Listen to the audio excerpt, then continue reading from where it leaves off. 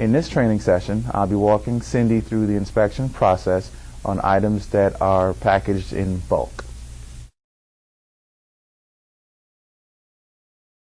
Here we are at photo station number 2 with items packaged in bulk. Cindy is going to take photographs of these items to document the original condition as they were received. These photographs are taken to provide the necessary audit trail from the beginning to the end of the inspection process.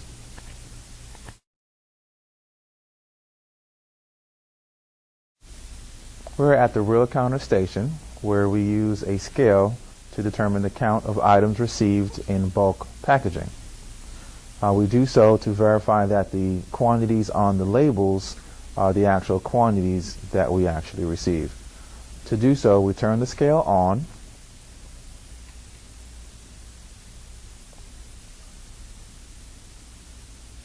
and then we take a container and put it on the top of the scale,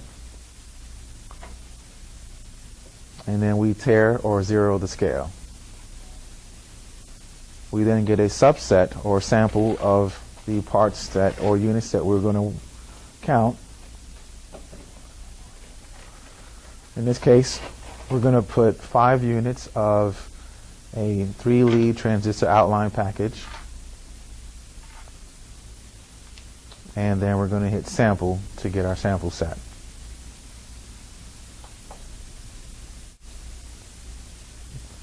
And now that we have our sample set, after we put them in and hit sample, we're going to then put the entire quantities into the container so we can get the actual count of the units received. And now that we have placed every single unit in the container, we can verify the count for all the items received in this bulk package.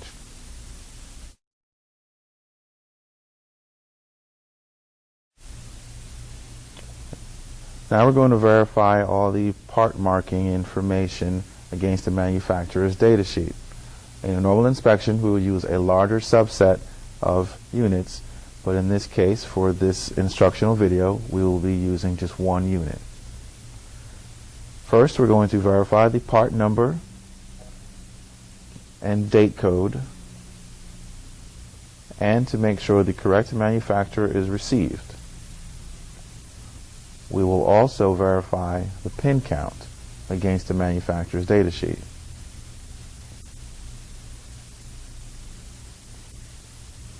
We will then inspect the leads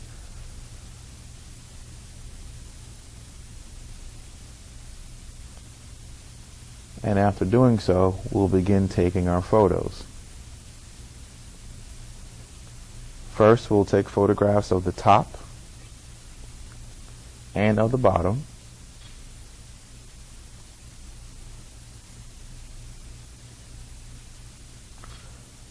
Then we'll get our caliper and take caliper measurements and photos of the measurements. We'll first measure the length of the part.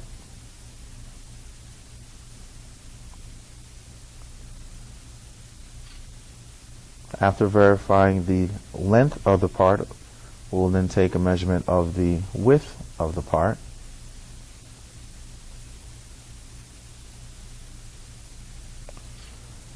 After that, we will then take a measurement and a photograph of the height of the part.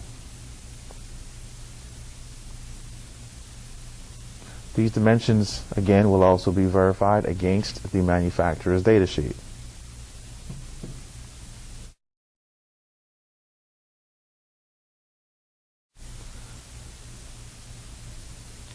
Another part of the inspection process is surface and marking permanency tests.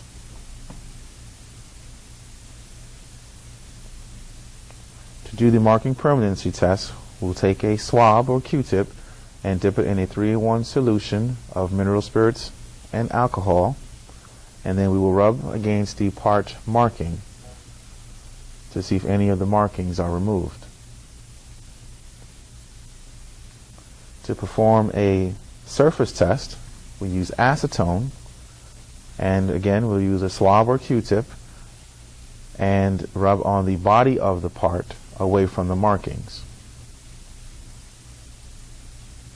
This test is to verify if there's any black topping or any other substance that may be on the body of the part. After completing those steps, we'll then go to the microscope for a more detailed inspection.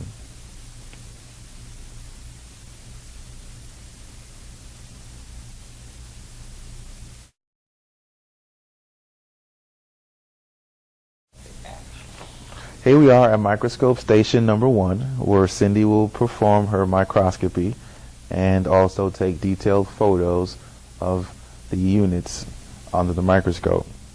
First, we'll place the unit on the stage of the scope and get a closer look on the 90x magnification of the part markings. We will then take a look at the body of the part where the surface test was performed and get a close-up to see if there were any scratch marks revealed. We would then take the unit and look at the leads, and in doing so we will be verifying that there are no drag marks, that there are no demarcation lines, and also the overall shape of the leads. We'll look at the front side of the leads as well as the back side of the leads.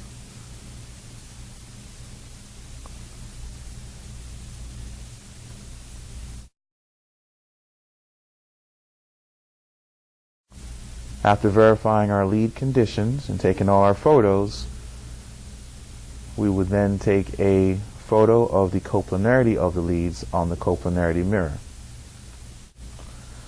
To take coplanarity photos, we would use the trace shot camera, also located here at microscope station number 1. Cindy's going to place a unit on the coplanarity mirror. She's going to center the unit and get it to the edge of the stage and the mirror, and then take a photograph. With the coplanarity mirror, the image is reflected, showing that the leads are either straight or touching on the stage or the flat plane that the unit is sitting on.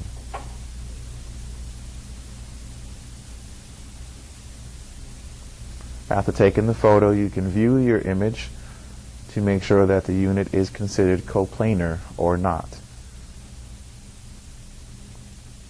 This step is repeated on both sides of the unit, in this case a dip, or all sides on a QFP or a PLCC.